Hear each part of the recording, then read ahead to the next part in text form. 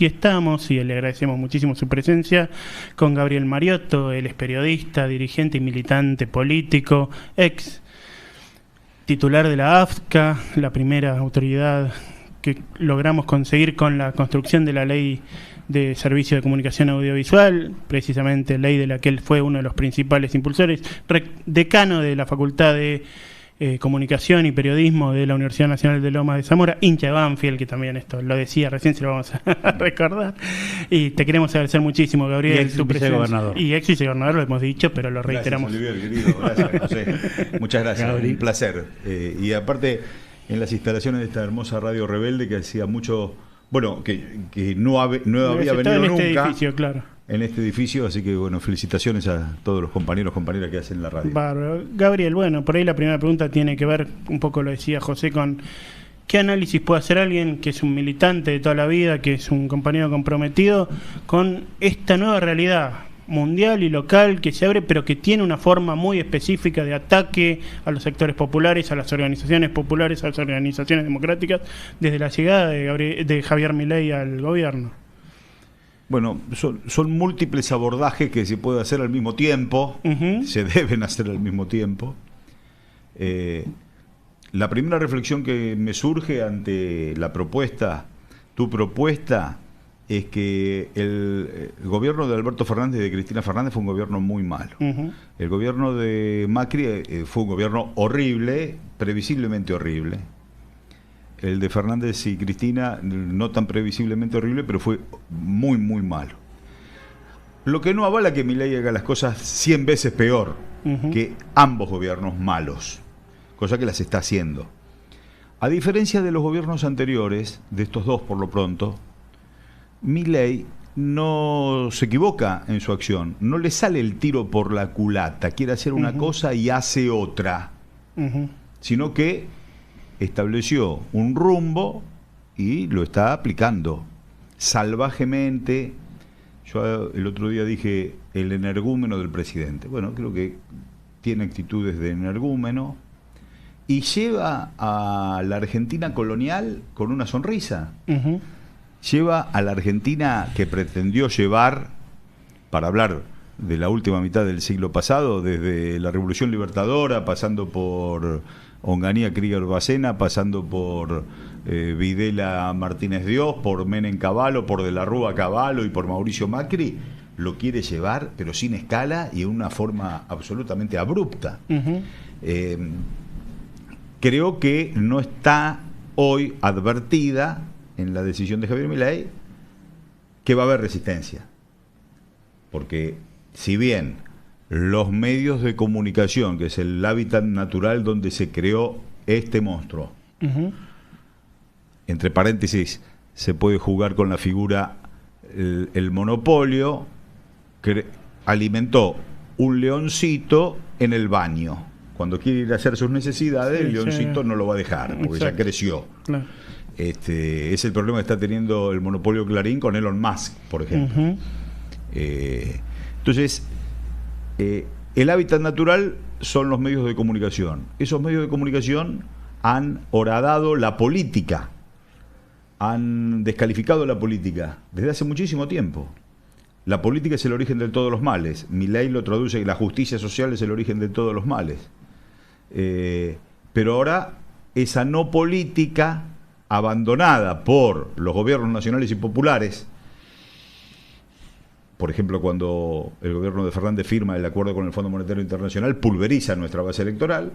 Ese desencanto de no política se canalizó en el voto a Javier Milei, y hoy estamos con un problemón, porque el ajuste es brutal, la falta de vocación soberana y la profunda injusticia social que pregona esta ley de la selva que él propone en la destrucción del Estado, que siempre fue o siempre se aspiró a que el Estado sea el garante de la equidad.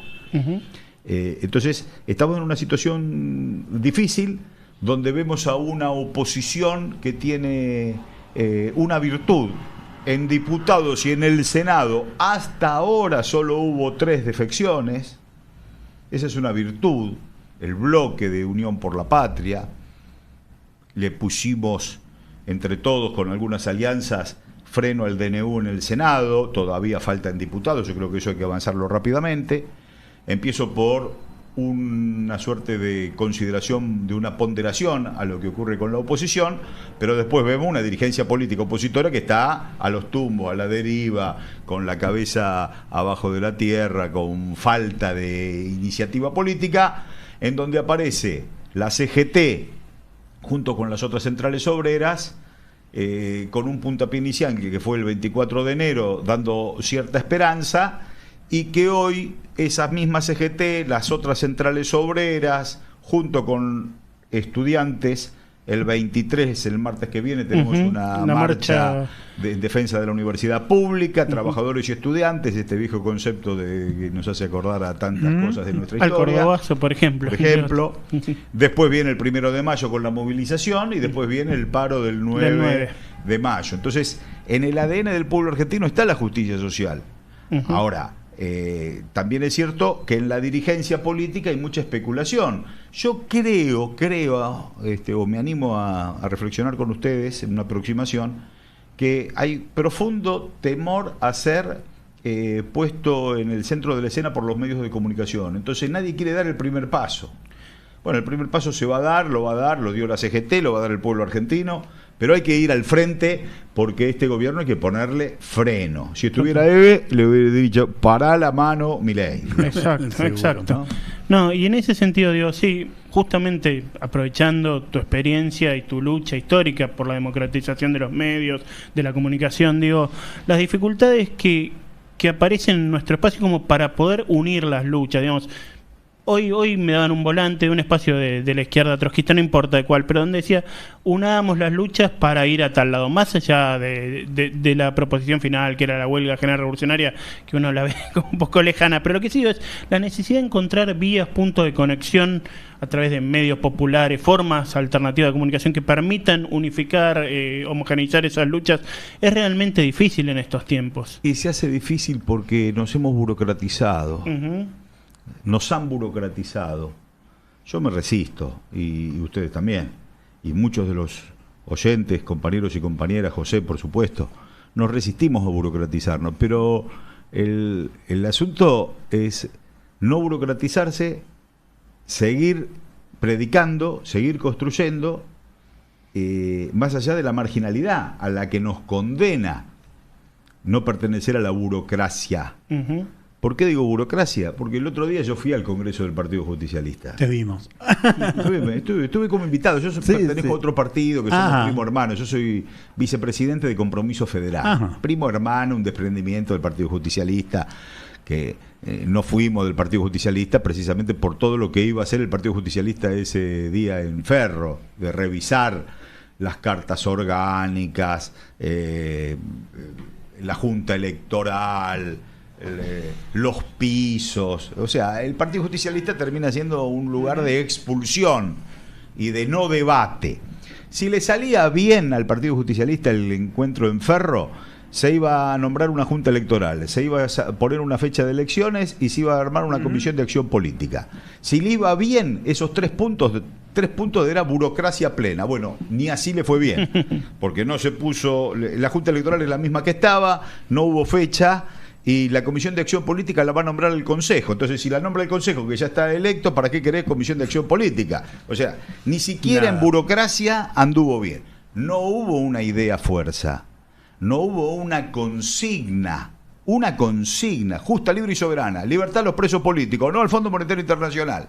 Pan y trabajo. Pan y trabajo. No hubo una consigna, no digo una idea fuerza, una reflexión, un 26 puntos, la falda, Huerta Grande, qué sé yo. Sí.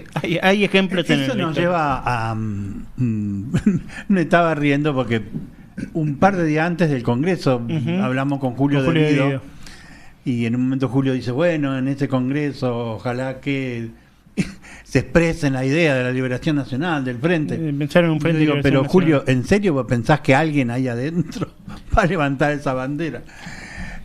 Pero la constatación, yo creo que ahora evidente, o por lo menos con un nivel de prueba muy sólida, de que el Partido Justicialista no está en condiciones de encabezar la construcción de un frente de resistencia, de construir algo de otra naturaleza. Alternativa es algo de otra naturaleza, en realidad de naturaleza antagónica, ¿no? Alter no es otra sino contraria. Entonces eso nos lleva al debate que más queremos hacer, que es, bueno, ¿por dónde construimos la alternativa en Argentina? Cuando yo me refiero al Congreso del PJ, es casi que la imagen acústica, la huella psíquica, dije burocracia y me remití al Congreso del PJ. Por ahí no es, José, estoy de acuerdo en tu planteo o en la búsqueda del resultado de tu pregunta, de la pregunta que nos hacemos todos, ¿por dónde es? Bueno, creo que sigue siendo como siempre, de abajo hacia arriba, sigue siendo como siempre en la calle. Esas son dos instancias que si la transitamos, si la construimos, no nos equivocamos. Ahí está, hay una certeza. De abajo hacia arriba y en la calle van a salir las soluciones. Ahora, sí, tenemos que validarla con nuestras conducciones establecidas, tanto sea con representación política electoral en las cámaras o en determinadas gobernaciones, o bueno, no, esto es bien chúcaro, bien a contramano y sin pedir permiso. Si nosotros tenemos que pedir permiso, mira, yo a Axel lo quiero mucho, a Axel Kicillof lo quiero mucho, es un gran gobernador, es un chico honesto, ganó la provincia de Buenos Aires después en esta tormenta que tuvo el campo nacional y popular. Bueno, a Axel le hicieron, en el Congreso del PJ, le dieron el rol para que en una moción de orden diga, ¿cómo es? La Junta, la Junta de Acción Política la va a elegir este Consejo. Entonces todos nos miramos, ¿sí? ¿Por qué le hacen decir a Axel esto? ¿Por qué Axel tiene que ser el vocero de la peor burocracia? Entonces uno le dice, pero si ya está el Consejo, ¿para qué querés hacer la Junta de Acción Política? Son ustedes mismos, que ya venían de antes y que están cuestionados precisamente por falta de representatividad. Entonces, pero le hacen hacer jugar ese rol, lo hacen jugar a Axel. Es como si vos tenés un 10 de creación y lo hacés jugar de lateral izquierdo a pegar patada. A pegar patada y no crucé la mitad de la cancha. Entonces, la burocracia es terrible. Pero a la militancia, ¿qué nos pasa? Yo veo en la militancia un temor reverencial a... ¿Y qué dice Cristina? ¿Y qué dice Máximo? ¿Y qué dice Axel? ¿Y qué dicen? ¿Y qué dicen? ¿Y qué dicen? Y no sé lo que dice. Nosotros hagamos lo posible para que digan lo que nosotros queremos. Construir una agenda, ¿no? En ese sentido, lo de la marcha en defensa de la educación pública,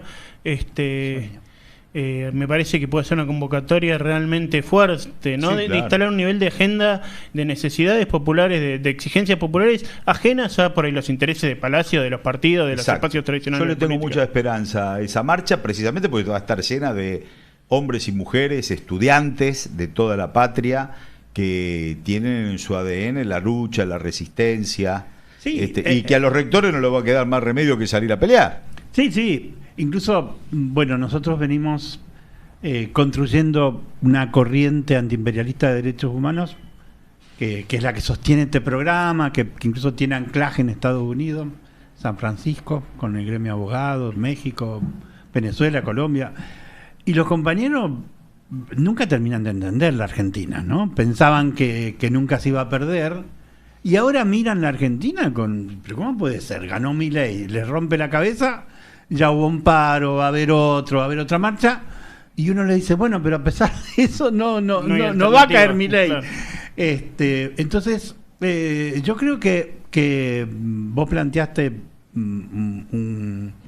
creo que es el problema a volver a discutir, que muchas veces se tocó, que es, bueno, ¿cuál es la relación entre el poder popular, la autonomía de la gente en las empresas, en la calle, en las facultades y las conducciones realmente existentes, ¿no? Es decir, yo veo con mucha preocupación que hay una figura como Cristina Kirchner que se autopropone y ocupa el lugar del hegemón, o sea, de hegemonía, pero que no ejerce ese rol. Es decir, yo no tendría ningún problema si Cristina o Axel o Juan o Gabriel se ubican en un lugar de conducción y conducen. Para mí el gran drama es que en la Argentina está obturada la discusión sobre la hegemonía y nadie ejerce esa hegemonía. Entonces bueno, por eso yo creo que a la conducción, en este caso hablando de Cristina, a la conducción se la ayuda proponiendo, no se la ayuda obedeciendo.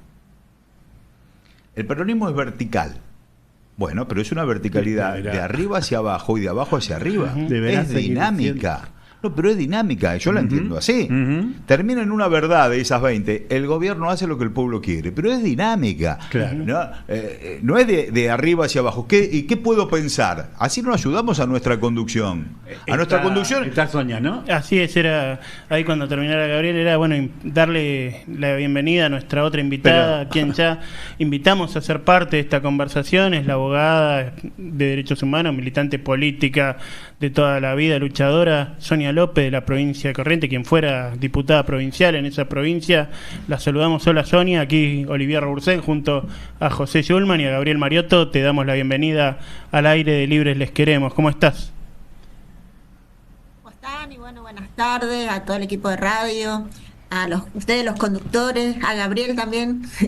Él conoce Corrientes y sabe los esfuerzos que hicimos y hacemos desde acá para construir una alternativa, así que bueno, un honor para mí estar en este programa, además que sé que José está haciendo un esfuerzo grande contigo para poder llevarlo adelante y sobre todo visibilizar la lucha en todo el continente por la libertad de los presos y las garantías básicas para hacer política y para que nuestras patrias, nuestras respectivas patrias tengan el destino que desean y no sea impuesto por el imperialismo, digamos. Así que me parece que es un espacio re importante, no sujetarnos solo a la provincia de Corrientes o la ciudad de Buenos Aires sino pensar el continente entre todos. Así que, y en este caso me invitaron para hablar de la posibilidad de alternativa política en la Argentina, así que para mí un honor.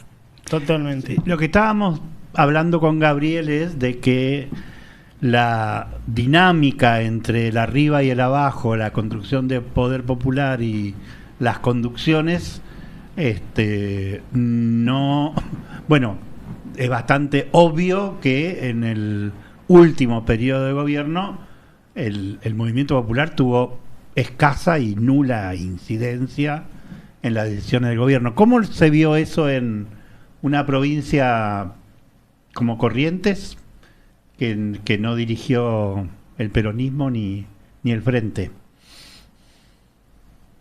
Bueno, una lástima que acá, digamos, el peronismo desde los años 70 no accedió al gobierno, porque no construyó una alternativa a los conservadores, que son un modelo de populismo también. Los conservadores provinciales también tienen su modelo de populismo conservador capitalista, por supuesto, salvando los intereses de las oligarquías locales, pero que también hacen el ejercicio de esa contención social de los humildes y de los trabajadores para que nunca se rebelen y siempre el privilegio de las ganancias queden en unos pocos.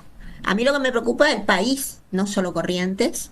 Estamos en un momento de recolonización, están tratando de llevarnos a los 1800, a momentos preconstitucionales, ya que nuestra Constitución Nacional está siendo arrastrada como trapo de piso. Están metiendo tropas de distintas potencias, todas enemigas nuestras, porque digo, a ver, estamos hablando de potencias que integran la OTAN, que nos hicieron la guerra y que tienen una base militar ilegalmente constituida en las Malvinas. Estamos hablando de Gran Bretaña, estamos hablando de Estados Unidos, que prevenió prácticamente todos los golpes de Estado que sufrimos el siglo pasado. Estamos hablando de los enemigos de nuestra patria, que bueno, uno podrá tener relaciones diplomáticas, yo no digo que no, pero no podés abrir una base militar en el sur sin pasar por el Congreso, ni podés permitir que entren tropas, ni personal militar a instalarse acá y a dirigir ministerio, darle oficina, darle el manejo de la inteligencia, el manejo de la fuerza de seguridad. O sea, se está regalando el país, José, y bueno, me parece que es un momento que yo no lo vi bueno, yo era muy chiquita en la dictadura, pero hasta la dictadura se reservaba más allá de la violencia y el terrorismo de Estado que iniciaron este proceso, hasta la dictadura se reservaba espacios de soberanía, pero esto están entregando todo. O sea, me parece que la dictadura inicia un proceso donde se trató de destruir la experiencia del capitalismo distributivo en la Argentina, una experiencia inaugurada con Juan Domingo Perón. Bueno, se propuso destruir esa experiencia y pasar a una liberalización de la economía. Y bueno, se hizo todo ese proceso y con lapsos muy pequeños de tratar de volver a ese capitalismo distributivo, sobre todo en el tiempo de la presidencia de Néstor Kirchner y la primera presidencia de Cristina. Fue un momento muy fugaz porque la verdad es que ni siquiera se llegó a lo que se llegó a nacionalizar y a distribuir el ingreso en los 3 gobiernos de Perón, digamos. O sea, me parece que el proceso, que se perdió una gran oportunidad del 2001 a esta parte, se inició un proceso nuevo desde el 2001 a esta parte y se podría haber profundizado hacia un modelo de autonomía nacional propio, de construcción, de soberanía y de una inserción diferente en el mundo. Y en lugar de eso lo que hicimos fue en la sintonía fina del 2012-2013, no sé si me hacen acordar si fue 2012-2013 cuando empezaron con la sintonía fina, que es el inicio de un ajuste. Y bueno, después empezó a decaer el nivel de ingreso antes de que termine el gobierno de Cristina, y ya después no interesó el candidato, parece que no era importante que sea un candidato popular, porque lo eligieron a Scioli, y todas decisiones también desde un sector cerrado, sin darnos participación a todos los sectores. Y bueno, se perdió en el 2015, empezó la derrota, empezó la gran derrota del campo popular, empezó en el 2015, y este periodo que va del 2015 a este momento de desastre, porque esto es una tragedia nacional lo que estamos teniendo, y que tenemos que hacernos cargo. Esta cosa de fingir demencia, de que bueno, que como si fuera que somos analistas políticos ahora los militantes, los dirigentes políticos, somos, no sé, el servicio de servicio meteorológico nacional. Decimos que cayó piedra, que llegó lluvia y no pudimos tener desagüe. No, nosotros somos responsables de habernos comprometido con un proceso popular que fracasó porque no fue a fondo, y los revolucionarios, en este caso nosotros, José, los comunistas, en el caso nuestro también. ¿Por qué? Porque nosotros tendríamos que haber dado el debate necesario, y si no lo ganábamos al debate en este proceso, y teníamos que construir otra alternativa. Una pregunta para Gabriel de lo que dice Sonia. ¿Es el patriotismo un elemento posible de la unidad para generar la alternativa? ¿Lo ves posible? ¿Hay hoy patriotismo en nuestro movimiento popular? Bueno, primero el abrazo a Sonia, acá la estamos viendo. Un placer escucharla y aparte la gran admiración a su coherencia y su lucha de ella y de toda su familia. El patriotismo en términos de sensibilidad es muy bueno, y en términos de ejercicio de la soberanía de nuestra patria en el marco de la unidad latinoamericana, de nuestra patria grande, de nuestro subcontinente, es indispensable.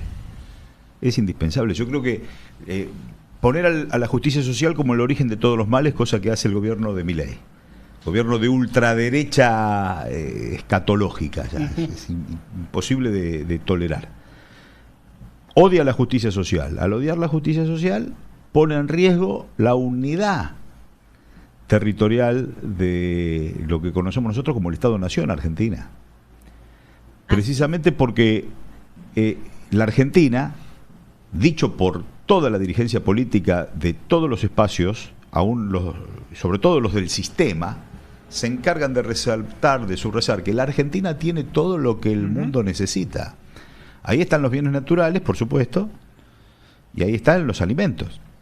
Y también ahí está la posición geopolítica que tiene la Argentina. Y los científicos. Y los científicos, por supuesto, nuestra formación, nuestra capacidad de transformación. Entonces, la Argentina es objeto de deseo del capital financiero. Llámese BlackRock o llámese Benetton, o llámese Lewis. Ujú. Antes le decíamos el imperialismo, o sigue siendo el imperialismo con estos formatos más financieros. Pero ya no es solo un Estado nacional X, antes decíamos los yanquis. Bueno, ahora es todo eso. Sí, el capital internacional, digamos. Todo eso junto pretende quedarse con el petróleo, con el litio, con el cobre, con el oro, con el agua, con los alimentos que produce nuestra patria y que produce nuestra patria grande, en la posición geopolítica trascendente que tenemos nosotros en el subcontinente. Entonces, si no tenemos patriotismo y una mirada de conciencia soberana, la Argentina puede estar hoy en el umbral de la balcanización. Ujú. Precisamente porque heredamos, producto de una rosca espuria entre el doctor Menem y el doctor Alfonsín, una constitución que hace alarde de un federalismo que no ejerce. Cuando le asignan a las provincias, en cabeza de las provincias, los bienes naturales, parece una decisión federal. En contra del viejo concepto, o no tan viejo, el concepto noble, genuino, que el subsuelo de la patria es propiedad imprescriptible e inalienable de la nación. Que están en la Constitución del 49, entre otros lados. Porque el artículo 40 de la Constitución del 49. Bolivia, que es una nación casi unitaria, tiene 9 departamentos, algunos tienen petróleo y otros no tienen petróleo. Ahora, lo producido por el petróleo se reparte en lo que ellos llaman la ley del 11%. 11% de lo producido por el petróleo para cada una de las provincias, eso mantiene el Estado. Ahora, cuando nosotros vemos al gobernador de Chubut pulsear contra el Estado Nacional, es win-win, perdemos, gane quien gane. Porque el gobernador de Chubut dice, le vamos a dejar de exportar, ¿a dónde? A la Argentina, nuestro recurso. Y el gobierno de Milei quiere vender ese recurso sin pensar en el desarrollo nacional. Nosotros tenemos vaca muerta y hacemos un gasoducto para que vaya a Bahía Blanca o a Brasil a exportar, sin pensar. Vos nombraste a Julio Devido, un patriota. La red interconectada nacional hace que las provincias no sean inviables. Y hoy Tierra del Fuego es la segunda provincia que produce gas y no tiene gas en su propio territorio. Y tenemos a la OTAN, como recién planteaba Sonia, a 600 kilómetros. Y el puerto multipropósito que van a hacer en Tierra del Fuego, que lo va a hacer Caputo, con capitales chinos, va a estar más cerca para el desembarco de los ingleses en la isla que para que nosotros tomemos Malvinas. Si no hay un ferry, no hay un tren, no hay una ruta que una la isla con el continente. Entonces, tenemos que pensar la Argentina en términos de soberanía, no una soberanía castrense el mojón en la frontera, sino la soberanía que quiere decir cómo utilizamos nuestros recursos, primero para nuestro propio desarrollo y después para que sea, en términos poéticos de don Arturo Jaureche, o es para todos la cobija o es para todos el invierno. Si nosotros tenemos los recursos, no puede ser que el negocio lo hagan los exportadores. Totalmente. Sonia, no sé si pudiste escuchar cuando Gabriel relataba su participación como invitado en el Congreso del PJ y llegábamos a la conclusión de que respetando por supuesto a todas y todos los que consideran esa opción, el Partido Justicialista no está jugando para nada el rol de fuerza articuladora y mucho menos la Unión, ¿cómo se llamaba? Unión por la Patria. Unión por la Patria. Entonces, ¿vos qué ves como posible espacio de unidad, de creación de alternativa en este sentido anticolonial, patriótica, bueno, justicia social, etcétera, ¿no? Estás muteada, Sonia. No me di cuenta, empecé a hablar. Para mí hay que asumir que no hay una oposición constituida, porque si no asumimos eso, si confundimos una oposición real con una oposición parlamentaria, que por cierto está dando 20 vueltas para tumbar el decreto 70, sospechosamente, entonces vamos a creer que hay oposición. No hay una oposición. Yo hoy justamente estaba dando una nota en un medio acá que me pregunta, yo considero que la única oposición en este momento es el pueblo que está saliendo a luchar, a veces sin su sindicato, a veces sin su central obrera, a veces sin sus sectores políticos que antes lo apoyaban en el marco del campo popular. O sea, para mí la construcción ahora se hace fundamental resolver la crisis alternativa que tenemos a partir de un frente de liberación, porque lo que hay que definir bien qué estamos viviendo para ver qué tenemos que construir, José. O sea, nosotros estamos viviendo un momento de un gobierno de ocupación de facto.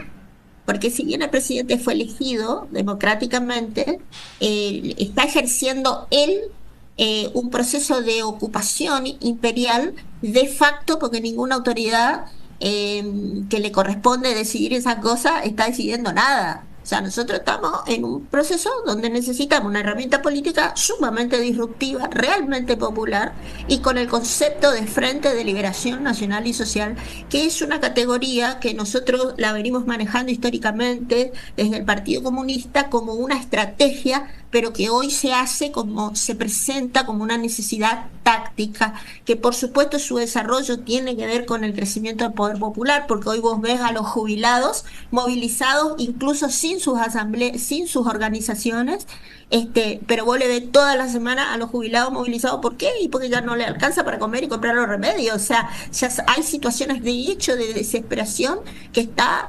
generando un nuevo sujeto. Y si vos tenés organizaciones sociales que hoy prefieren dialogar con este gobierno, como lo hicieron en los tiempos de Macri, y ver cuánto se puede rescatar de ese diálogo, en lugar de sumarse a los jubilados y de sumarse a los trabajadores de pedido, y bueno, de algún modo acá está funcionando una protección al proyecto de Milei.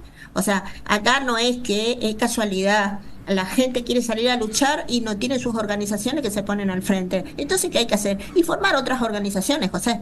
Este es un momento de formar otras organizaciones. O sea, yo no me puedo poner a analizar, y seguramente que Gabriel, justo esa parte no escuché porque llegué un poquito más tarde.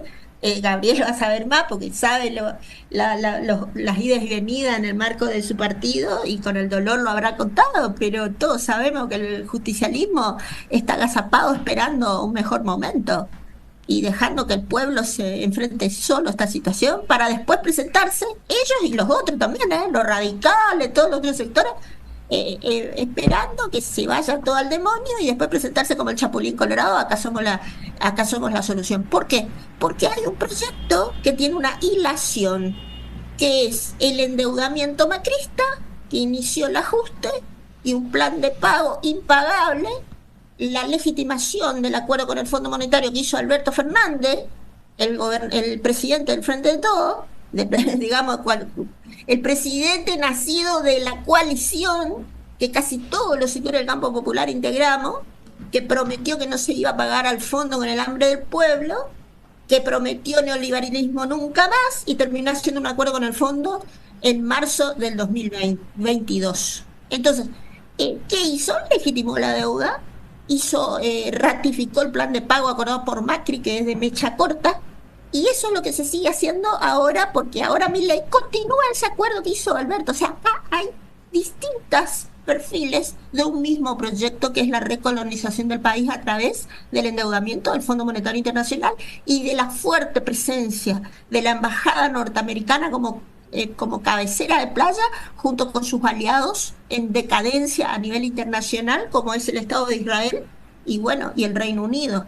Entonces, estamos parados en el peor espacio internacional, porque sabemos que está creciendo el multilateralismo, está creciendo la posibilidad de otros polos de desarrollo a través del BRICS, y bueno, y nosotros nos atamos a un imperio en decadencia. Esa es la primera cuestión. Y la segunda cuestión, yo coincido totalmente con Gabriel, nuestra integridad territorial, por ende nuestra existencia como nación, está en riesgo, y tenemos al único partido-estado que existe en la Argentina, que es el Partido Justicialista, callado, esperando un nuevo momento.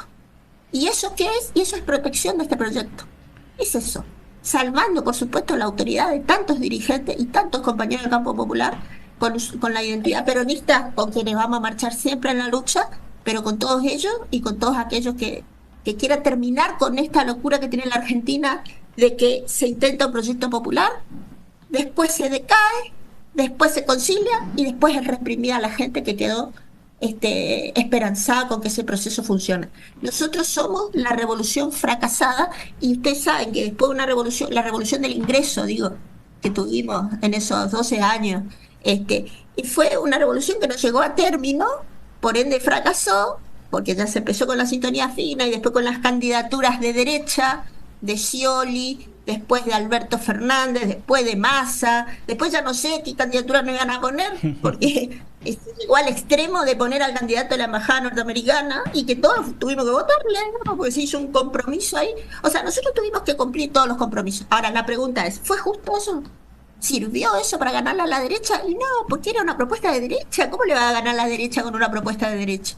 Así que me parece que nosotros no tenemos que hacer un análisis psicológico de qué le pasa al PJ, o qué le pasa a los otros partidos de las coaliciones peronistas que se arman, sino nosotros como comunistas, Gabriel como militante popular, con tradición peronista, y todos aquellos que tienen una tradición de construcción en el campo popular, construir una alternativa de liberación que tenga capacidad de bajada electoral, es decir, de presencia electoral, de construir herramientas electorales que puedan ser competitivas, pero que tenga como estrategia principal la liberación de la patria, y la conformación y organización del campo popular, no dejar solo a ningún movimiento popular que lucha por su supervivencia y por la emancipación de nuestro país y de su sector del trabajo y de su sector de producción. Así que me parece que ese es nuestro desafío. Y para eso tenemos que todos tener un balance político de este periodo del 2001 a esta parte. Indudablemente cada sector hará su autocrítica, pero como campo popular no se trata de rasgarnos la vestidura, pero tampoco caer en lo que se cayó. No sé si recuerda Gabriel que después del 2015 decía, no es tiempo de autocrítica, porque eso divide. No discutamos esas cosas ahora que gobierna Macri, porque eso va a dividir algo. Después, bueno, había que ponerlo a Alberto porque había que ganar la Macri, y bueno, ¿quién decidió eso? Y bueno, y había que hacer eso. Y después resulta que terminamos haciendo todo lo que quiso Macri con el Fondo Monetario. Entonces, basta también de ese posibilismo, ¿no? En esa línea, Sonia, por supuesto, la ausencia de autocrítica ya es alarmante, pero tan alarmante como la ausencia de propuesta. Porque a una cosa se le suma a la otra. Fuimos a la elección del 15 sin programa, fuimos a la elección del 19 que ganamos sin programa, y fuimos a esta elección sin programa. Nosotros somos mucho más que un antimacrismo o anti-Milei, libertarios o como se llame esto. Tenemos sueños, tenemos ideales, tenemos conceptos para la deuda externa. Te escuché y suscribo cada palabra que dijiste. La deuda externa, Fondo Monetario Internacional, fondos buitre, hay más de 430.000 millones de dólares que debe la Argentina. Y eso es un presente griego que, como el campo nacional y popular no tiene un plan para abordar esa estafa. Lo mismo con los recursos naturales, los bienes naturales, lo mismo con las políticas energéticas, lo mismo con los servicios públicos, lo mismo con el comercio exterior y nuestros puertos, con lo mismo con el ingreso al mundo digital. ¿Cómo que nosotros no tenemos plan? Entonces vamos a las elecciones, nos redefinimos como que somos anti aquellos que enfrentamos, y si nos tocó ganar, validamos con el acuerdo con el fondo lo que había hecho Macri. ¡Ah, qué bonito! Y eso, bueno, genera un desencanto, y estamos pagando que ese desencanto haya ido a apretar el botón rojo y a votar a este hombre que dijo en campaña que hasta podía vender órganos. Y sin embargo, el hartazgo a la política tradicional, que no enfrenta a los poderes, que se asimila a los poderes, que combate con derecha a la derecha, como vos bien lo subrayaste, termina siendo un lugar donde hemos recibido la espalda de nuestro pueblo, precisamente porque no le solucionamos ninguno de los problemas. Bueno, les queremos agradecer muchísimo a los dos. Realmente esto podría durar siglos, pero bueno, el programa tiene otras obligaciones, Gabriel lo sabe, y Sonia también. No, aparte nos damos manija con Gabriel. Es bueno eso, es bueno eso para el programa, pero sobre todo para generar lo que el programa quiere generar realmente. Pero bueno, queremos agradecerle muchísimo. Gracias, Oliver.